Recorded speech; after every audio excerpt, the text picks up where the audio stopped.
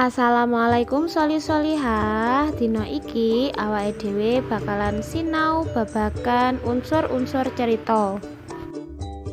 Ana apa wae unsur-unsur cerita kuwi? Ayo padha disinaoni bebarengan.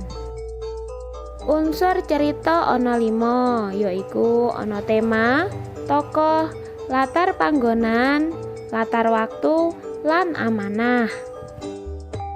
Kang dimaksud tema yaiku pokok jroning cerita utawa masalah sing utama kang dadi lenandesing utawa underaning cerita. Maksude tema kuwi yaiku ide pokok saka ceritane.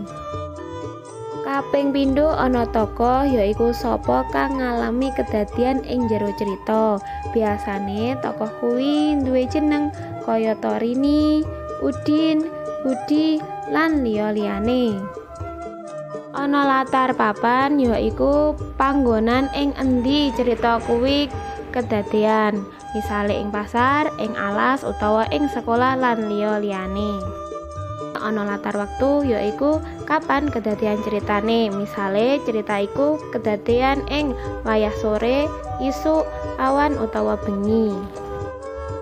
Amanah yaiku pesen kang ana ing jerone cerita kang bisa awake dhewe jipuk dadi pelajaran. Sholihah, cukup sakmene anggone awake dhewe sinau kawaro basa Jawa dina iki. Yen ana sing durung jelas, aja sungkan takon marang ustadzah.